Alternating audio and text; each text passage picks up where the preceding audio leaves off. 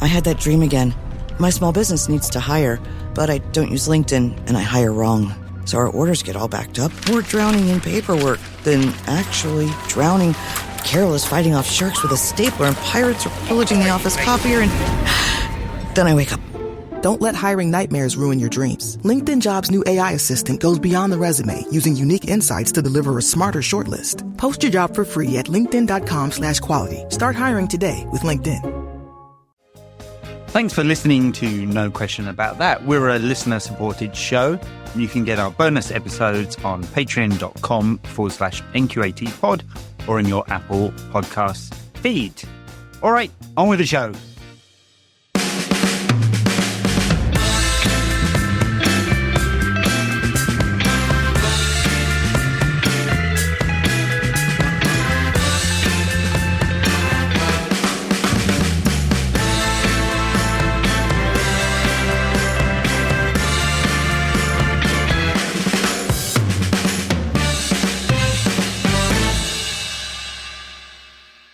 Welcome to No Question About That with Daniel, enjoying United 3, Leicester 0. Routine win.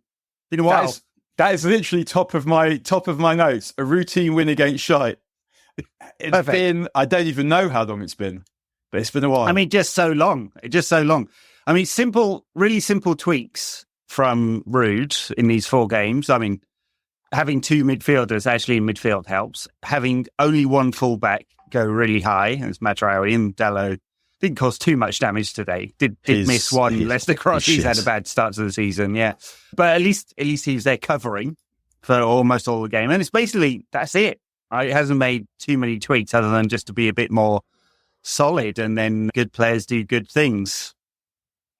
But yeah, Ruud's, I'm not sure whether he's staying or not. It seems like it's unlikely, doesn't it? It's always seemed unlikely that he's not had a call or saying, would you like to?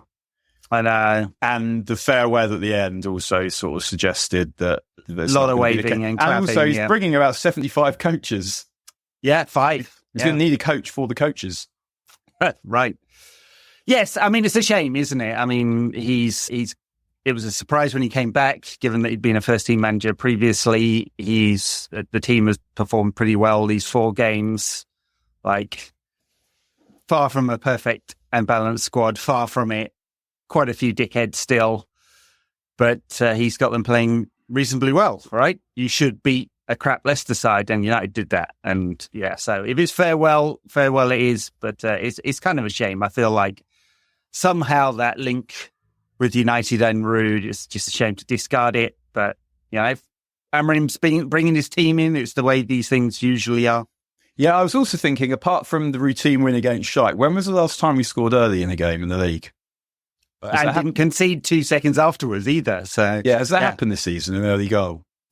No, I mean, it was the first time we'd scored 2 in the first half for God knows how long. I mean, there was some stat that came up and I can't remember.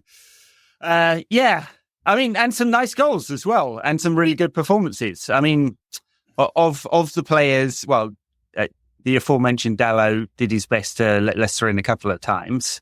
Marcus Rashford had a really quiet game, an ineffective game. Everyone else thought really solid performances. Højlund, not much from him, but Bruno, excellent. Ahmad, excellent. You kind of wonder why he's barely been in the team under Ten Hag, don't you, when he can pull out that kind of performances? Well, Ghana came on with lots of space.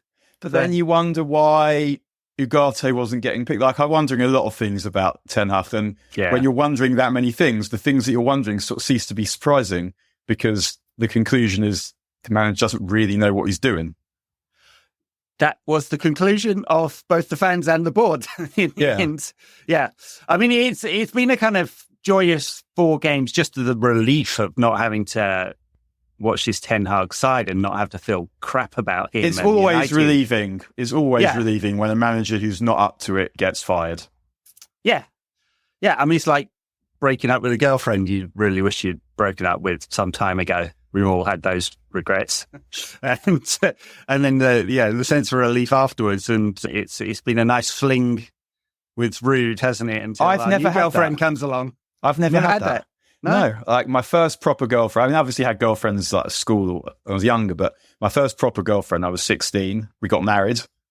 and she got rid of me. And then the next one, I'm married. And I'm still married to you. So I would say I've never really dumped anyone. Well, there you go. How does it feel? Do you feel powerful, Edward? No, generally not. No. How many girls do you think you've dumped? A fair few. Don Juan de Barca over here. Something like that. Yeah. I mean, I went on a lot of kind of dates between wives where I was saying, but no, but there was no one who I would actually say was a girlfriend in that time. Fair enough. Well, the bounce back fling with Ruud was good. And let's talk about some of the performances. I mean, Amad's coming to the side. He's loved by the stats nerds and the fans. I think his ability to run at players and be creative, it's sometimes hit and miss. I think it was more miss than hit when he scored 2 goals the other night. The goals kind of made up for it, didn't they? And today, no goals, but more hit than miss. Such a wingers. If you've got players that try stuff, and I was going to talk about this with Garnacho, and we'll come to him in a second, but if you have players that try shit, then it won't always go the way that they want it to go. And what I've enjoyed about Amad the last couple of games is I think for balance, he is having him on one side makes us better probably and being one of the other two, just because he keeps possession. He's just a different kind of player. Whereas the other two are just looking to get the ball to the goal as quickly as possible. Yeah, I mean, Amad's the player that Sancho should have been, right? And wasn't. So now I think the question almost is, given how the new manager likes to play, one of the two behind the striker has got to be Bruno. Then you've got 3 going for one position. Yep. Unless you convert Bruno into an 8, but it doesn't feel like that's his best role. Yeah, because you're seeing, like, I mean, I don't totally object to Bruno as an 8. I think Ten Hag playing him so deep was fucking ridiculous because we couldn't score goals. Yeah. Whatever else you say about Bruno, and there are people that probably now that still think he's not good, who support United, but that when you can't score goals, Bruno makes goals happen. Yeah. And you need him, Ole knew that, and you need him in that position as often as possible. And we've seen the difference in the last few games that he's making goals happen again. He's scoring and he's making them. I mean, the first goal was a great goal. Yeah. And what I love about that, and what I've loved about Amad, to come back to him, is he's very slight, but he's not fussy. His ability to get away from players is incredible. I mean, and it's not pace. It's his first half touch away from the Oppo player. I forget one of the Leicester centre backs absolutely cleaned him out near the end of the game, and it's just because he took the ball half a yard away from the player, and I think he was like almost embarrassed. Kind of looked at the ref, pleading not to get a yellow, and his ability with the ball at his feet, fantastic. Neat touches, the back heel for Bruno before the goal, great. I mean, you are right. 3 into one spot doesn't go, and one of them's going to miss out. And right now, it's obviously Marcus Rashford is bottom of those 3 because he's in horrible form and has been in horrible form for 18 months. No goals in 8 now. We're hoping that he gets back to his best. There's no sign of it yet. And Garnacho, I mean, he got abused by a twat on TikTok in the week, and apparently that's why he didn't celebrate his goal, because he feels like some of the fans aren't on his side. I think that's probably unfair because it really is just a few fans. And he's frustrating because he tries a lot of stuff and a lot of it doesn't come off. But then you get the one he's stuck in the top corner today, and it's worth it, right? Yeah, I mean, it doesn't mean that he doesn't have things to learn. Sure, he definitely does, yeah. But it's not, I don't think he's not someone I look at and I think you don't know what you're doing. He's someone who makes decisions, sticks to them and backs himself. Yeah. And that doesn't mean that he won't, with time, learn to make slightly different decisions. But it's not that often I'm watching him going, I don't understand what you're doing or why you're doing it. You want him to learn the game, make smart decisions. Ahmad, on the other hand, almost always makes the right decision with the ball. When you said about the thing I'd say about Ahmad, my concern, I guess, is that he doesn't quite have as much pace as I'd like him to have, particularly given the lack of strength. But his ability to withstand the tackle is excellent, which we've seen twice now this week with 2 goals that he's made out of nothing. Yeah. And what the first one for Bruno, I mean, he wins the ball where he just doesn't have any business winning the ball, and it was a great finish from Bruno as well. Yeah, I mean, game intelligence with Garnacho, I think. And then he's one of those players. It comes with experience, hopefully, right? So, yeah, and then with Ahmad also, I think like the casualness of the back heel, like the presence of mind to kind of pretend like you're not really doing anything serious, while knowing that actually you're setting up a shot goal like that was excellent. Yeah. But Garnacho has 0.6 expected goals and assists per 90 this season, and he's third behind Yamal and I forget the other one across the top 5 leagues in Europe.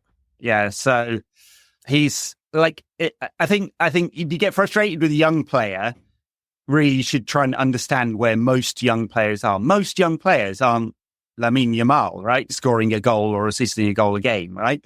Most young players take time to, even Cristiano Ronaldo was frustrating at 20, right? So, and I'm not saying Garnacho will become He was frustrating for much longer than that. Yeah. And Nani, who scored 15 goals and assists like almost every season he was with United, was frustrating almost every bloody game. So it's just like, it's the nature of the position of the player. You're going to try a lot of things, but I think... And playing in a shit team.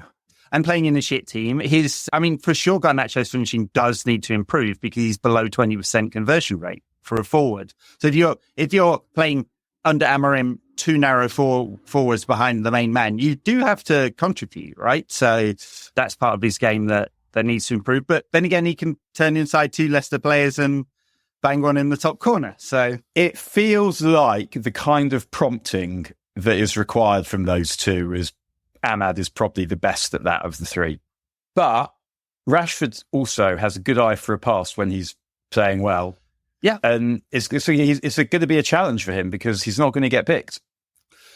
No, and like on form, he shouldn't be. In terms of his ceiling, we know what the ceiling is. It's just we just haven't seen it for quite a long time now. And I do wonder, I mean, it's kind of hyperbole and kind of Twitter style hyperbole to say Amorim's his last chance, but it might well be because he might look at him for the next 6 months and go, actually, you're not productive enough and we can make some money out of you. He might do. I mean, or he might be the guy that sparks Rashford back into life and we get that player that can score 30 a season, right? Because there's no one else in the squad that has scored that many in one season, right? So no, but I guess ultimately, if it's the case that we're only going to play one winger, really, because Bruno will be the other one, we're not going to need Rashford in the same way that we have done because we're not looking to fill 2 places in the team with that kind of player. No. I mean, it's definitely a question for him. I mean, I think in years past we might have gone, well, maybe he's the number 9 in this system, but I don't think he will be. Not in the way that Amorim seems to use his number 9 in the channels. It seems unlikely, but at the same time, I didn't love Højlund's performance today, and I know we bitch about the service that he gets, he probably does need to be smarter in his movement too. Look, the thing is, you look at Højlund at Atalanta, and he moved a lot. He was a good mover, and that's one of the reasons why they bought him. And he doesn't seem to do. He seems to have unlearned it in a Ten Hag time. And because look at Carrez at Sporting, he moves a lot, right? And the reason why Garnacho gets so many shots off is because he's moving into the space to get the ball, to get the shots off, right? So I think it's a fair criticism of Højlund that he needs, there's parts of your game that need to improve. He's an efficient finisher, though. When he gets the chance, he just doesn't get many chances and doesn't create many for himself. So yeah, I mean, Garnacho's movement, if you look at the third goal, Garnacho's movement for that is good. Like, it's not it's straightforward. He moves inside, then he moves outside. It's quite funny because Xerxes almost sort of chugs in the way of the pass. Yeah. I mean, he played quite nicely when he came on. And again, I'd like him to be a bit more athletic, but I don't look at him and think you're a donkey, you can't play football. The Stretford End chanting if Xerxes scores were on the pitch. That, I didn't like that. Feels a bit unfair, that, doesn't it? I mean, I think that, it's not like he's played loads and loads of games, and he's been in a team that hasn't scored. He's been in and out. Yeah, I thought that was quite too weird. Early. That felt like sort of Twitter turning up in Old Trafford. Yeah, well, I mean, I think that's true, though. I do think the online convo has seeped into Old Trafford more than it ever has previously. I don't like that. I definitely don't like fan cam people like abusing players. Like what are you doing? Like, what are you hoping to achieve here? Do you think they're going to make them play better by abusing them in person, or manipulative videos, as we saw from one other twat who used to work with the main twat in the mix zone, pretending he's a journalist? And then, I didn't like that at all. Anyway, that's changing the subject somewhat. The second goal, I guess it's probably not been credited to Bruno because he completely missed his header and it came off his knee onto the score it, I would say, yes. Yeah. A ridiculous attempt at a header, but at least it got in there. Third goal. I mean, so to go back to the second goal a second. Yeah. So I like what the second goal again. Like if Bruno's playing as a number 8, he can't make that run. Yeah, absolutely. He's not up with the play in that kind of way, I don't think. And I think the other thing was a great cross from Mazraoui, who is so much better than Dalot. So much better. And actually, maybe he could be the left wing back. In that, first half he was very, very high, wasn't he? Like first half, before he switched over to the right, he was basically playing as a wing back with Dalot deep. And his ability and he can play with both feet, so he can play those balls around the corner with his right foot from that side. But if he needs to, he can also give you a bit more natural width. Mm-hmm. So I mean, he could play on either side, but I think that he might be the one who plays on the left for the time being. Yeah. Well, Luke Shaw's back in training, so maybe he's ready. We'll see. I mean, he's just the thing. What I like about Mazraoui is he's just a complete footballer. Yeah. That he's got great awareness. He's got good first touch. He's got good feet in tight spaces. He can cross. He can pass, and he can play a couple of positions. Mm-hmm. So. Yeah, an excellent acquisition and is getting better. Likewise, Ugarte.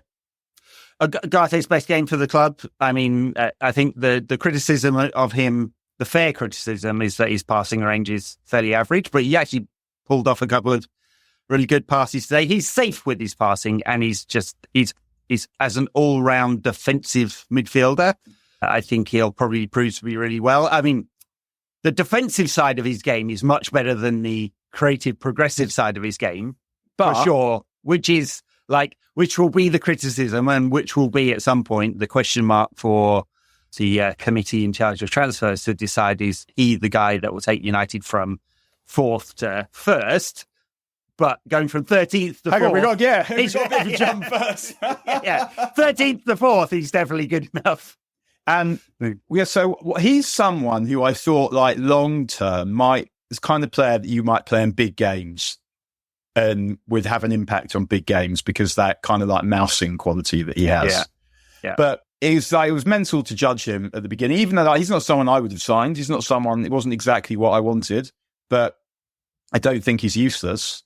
And not picking him, for Ten Hag not picking him when you don't have anyone else was batshit. It was absolutely batshit behaviour. It was, and that's why he's picked up his P45. One of the many reasons. Yeah, I mean, I thought it was Ugarte's best game for the club. It was. And again, he's not playing anyone good, but we've struggled to not beat these crap teams. Yeah, exactly. So when you have someone that can do a job in those games, that is helpful. It is. Very little for Onana to do. He's got the biggest XG differential of any goalkeeper in the Premier League this season. So he's been good this season. He's made a couple of mistakes early on where I felt like, not dreadful ones. I can't try and remember what goal it was, where you kind of thinking it's another low one that's gone in. Could you have saved that? But I can't remember who it was against. But that one aside, in general, I think it was maybe Tottenham. In general, he's actually, he's been solid. I'd still like to see more of the passing that he was bought for, a lot more of it. Mm-hmm. But in terms of not dropping colossal bollocks, he is much improved. He is much improved, yes. The passing still seems to go very long. And I can't imagine Amorim's Sporting side are quite direct, but it's not in a boot it long kind of way. It's in a make positive passes kind of way. So we'll see what happens with Onana on the playing football out from the back thing. But not dropping the bollocks is definitely a help. And same with the centre-backs today. Like De Ligt and Martinez, no mistakes. There was one big chance for Leicester, right? One. Yeah, someone runs off Ugarte and Dallow's watching that one. Yeah. That one, yeah. Yeah, and he was out really quickly. And by the time the player actually went to take the shot, it wasn't that much of a chance. That's right. Because he was so close to him that unless it goes through his legs, you're not really going to score from there. Very good. Can we talk about Leicester City fans booing Johnny Evans? What the fuck? I mean, I guess at this point it's a football match, so anything goes. But I was actually thinking about Evans. He's probably a top 5 post-Fergie purchase. In the, I mean, there's fucking nuts. Deary me. That he's been good pretty much every time he's played and hasn't embarrassed himself or us. Like ever, really. Yeah. A top 5 post-Fergie for deary me. I mean, it's not a crowded field. No, it's not. At one point, I was sad enough to I've probably got it. I had a Google Doc of all the post-Fergie purchases, and I had a rating for all of them. And right. Great green, amber, red type scoring, and like 90% of them were red. I don't think that's hyperbole either. Like there's just been the good ones. Bruno, shocking list of Bruno, Zlatan. Yep, and I think that's probably it. Yeah, and the others have question marks against them. Like, has anyone been unquestionably a good purchase? Evans. Right, so even Evans. Even Martinez his form fell off first half of the season. A lot of injuries. We are talking about maybe 5 games ultimately. Yeah. It's just he missed a lot of games. So missed a lot of games. Yeah. Varane maybe at a push. Yeah, missed a lot of games too. That's the reason why they didn't play that often. Yeah. It's not a crowded field for sure. So all right. Amorim starts Monday, right? He's going to have about half a squad. More than you might expect he would have at a club of this level. Like no United player in the England squad. Yeah, amazing. Well, not amazing. Well, sort of amazing. Sort of amazing, but then again, not amazing. Yeah, amazing in like I am amazed that this could possibly be the case, but also like amazing. No one deserves it. Quite good. Good. I don't want them doing that. And I guess the hope will then be that Euro is ready to actually, because if he's got now 2 weeks to drill his system, then if you've got Euro, is De Ligt been picked for Holland? I don't know. I assume so, because he was in the last squad. I know he got dropped for the September window, but I think he was back in the October window. I imagine he's in the squad. Okay, so because it'd be good if he wasn't going either, and then you pull Martinez out with injury. Yeah. He looked like he was down a couple of times, so I'm sure there's good excuse there. Euro's training, Lassia's training, Shaw's training, so he's going to have about half the squad there. It's unfortunate, but just what it is, I guess. What's the to-do list, though? I mean, if you're Amorim, you're coming in, you're checking out these players, you're going to watch a lot of videos. Hopefully you have some kind of coaching link. So I don't know what's happening with both Ruud, Rani Hake, the set-piece coach, Swedish guy whose name I'm forgetting for the minute, and goalkeeping coach whose name I've never been able to remember. Like you got to have some kind of link with the past, right, to understand what has happened, right, for some period. But he's going to need results quite quickly. United are actually only 4 points off the top 4. Believe it or not. The top 4 is gettable. Like it's gettable. The problem obviously is that three of those places really are gone. Yeah, that Liverpool City and Arsenal. But other than that, I'm just looking at the league table now. Yeah, we've got 15 points, and Arsenal, Chelsea, Forest have got 19, and Brighton. That is very doable. 5 points then. Yeah, it's doable.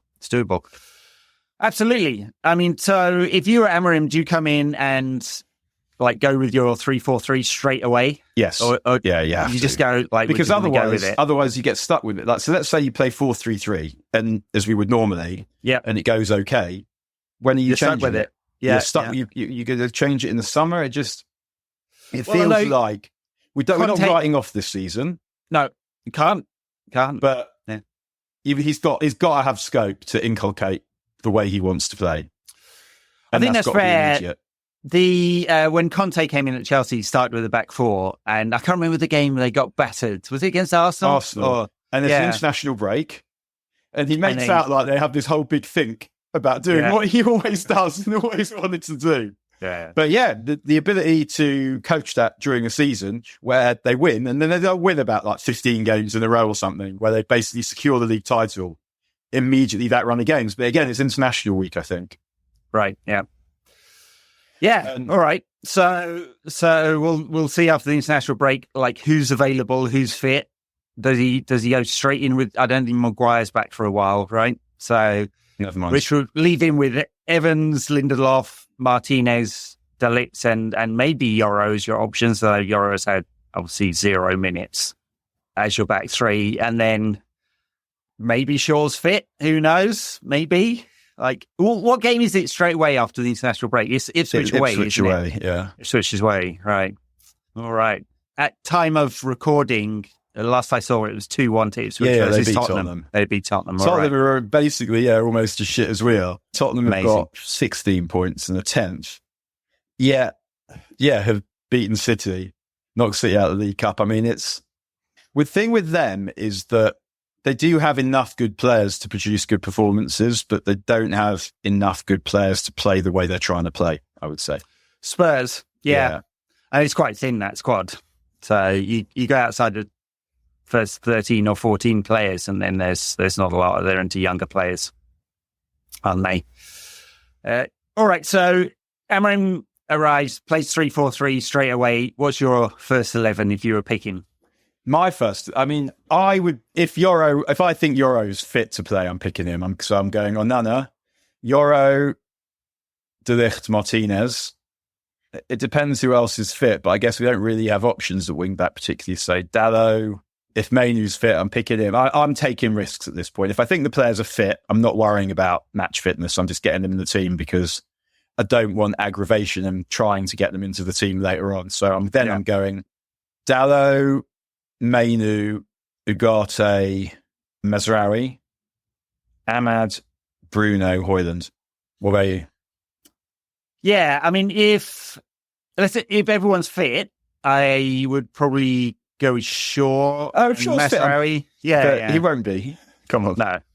I mean, who knows? God knows whether you can rely on him.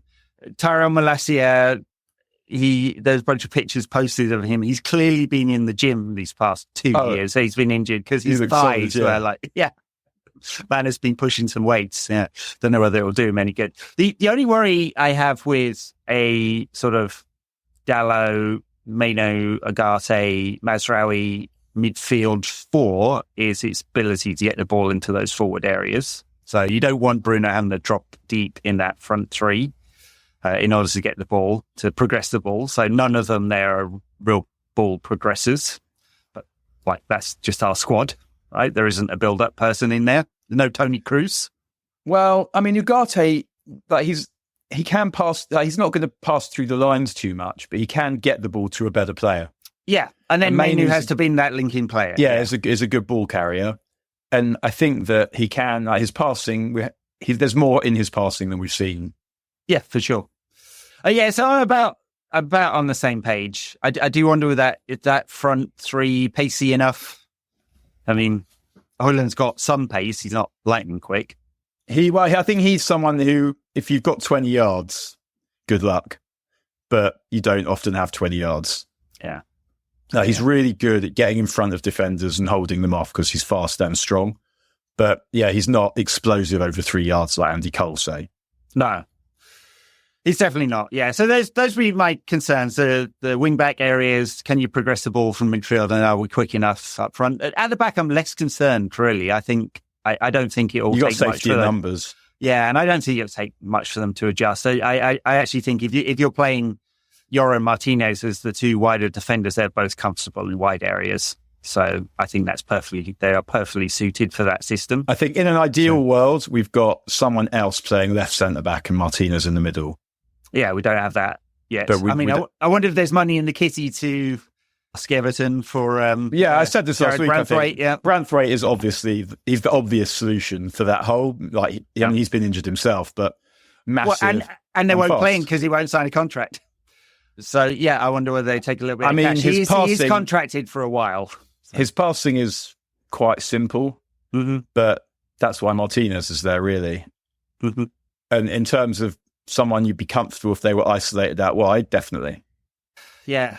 We didn't really talk about the third goal, did we? The the rondos out of the back, and then that just ridiculous ball from Christian Eriksen, where I don't know how he sees the pass, but he took out 5 Leicester players with that pass around the corner. Well, that's one of the things people are into. You don't hear too, is packing, they call it. And you can measure who's likely to win a game or who's by how many players get taken out of the game with passes.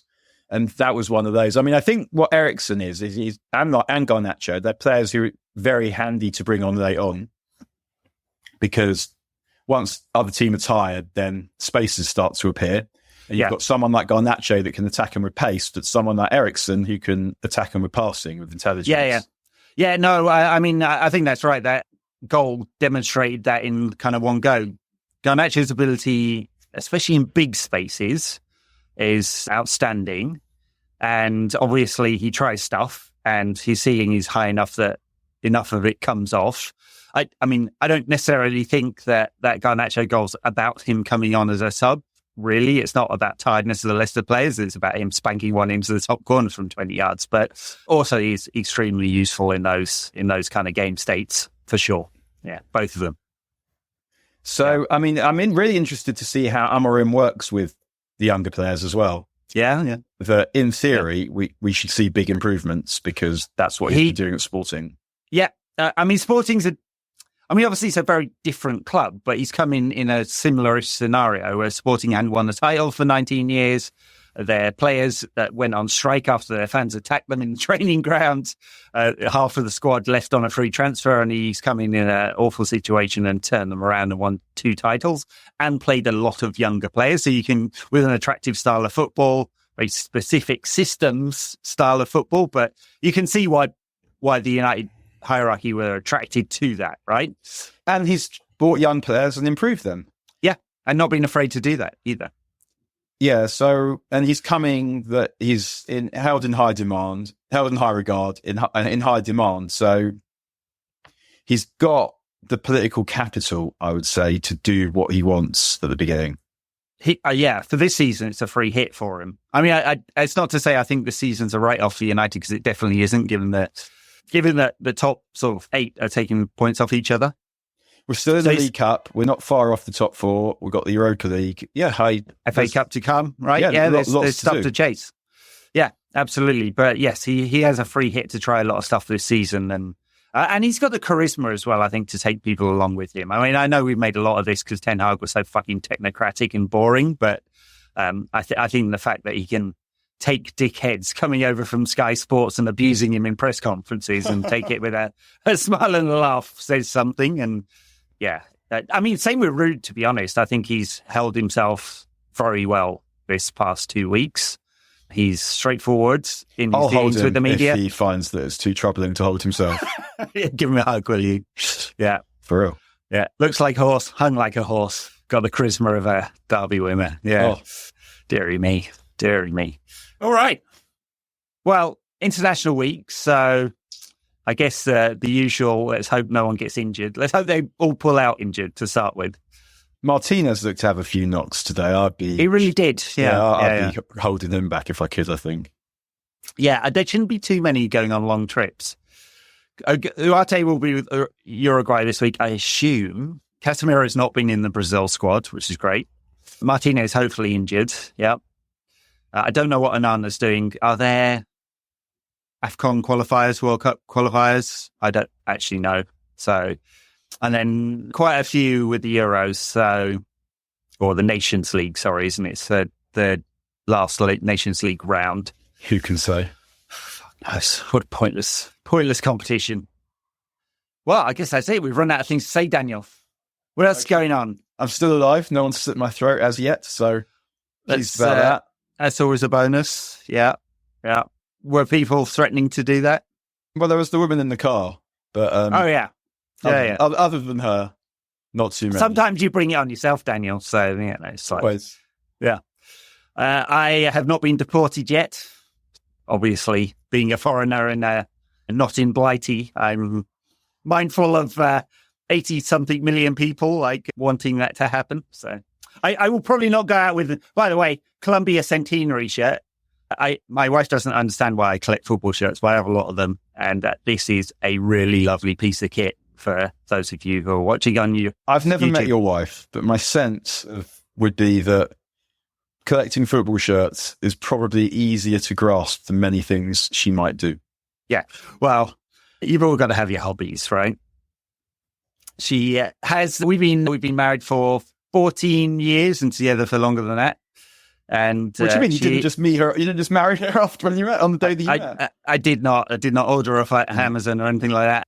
She has paid absolutely zero interest to my football addiction. None whatsoever. So, what are her hobbies? Art, knitting, sewing, jigsaw puzzles, that kind of thing.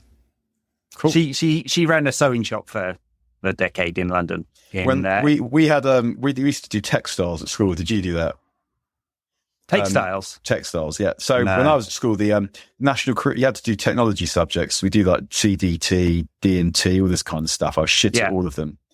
So in textiles, we had this South African teacher, and she goes, "I'm sorry to have to tell you, Daniel, you will never be able to sew in a million years." I said, "I think I can cope." Yeah, exactly. Yeah, no, I can't sew. So there you go. She's not interested in football, and I can't sew a button on a shirt. I think that's fair dues. Yeah, I mean, yeah, I did used to know how. We did learn how to use a sewing machine. I don't think I could load one up now. What's it called? The bobbin you have to do. Bobbin, the foot. Yeah, the bobbin and the foot, something like that. So you have a sewing machine at home, I guess. Yeah. Yeah, we got. I mean, we had a sewing shop. So yeah, that's cool. Yes, it was cooler than it didn't make us millions, but it was a nice space for the community. So yeah, like most things don't.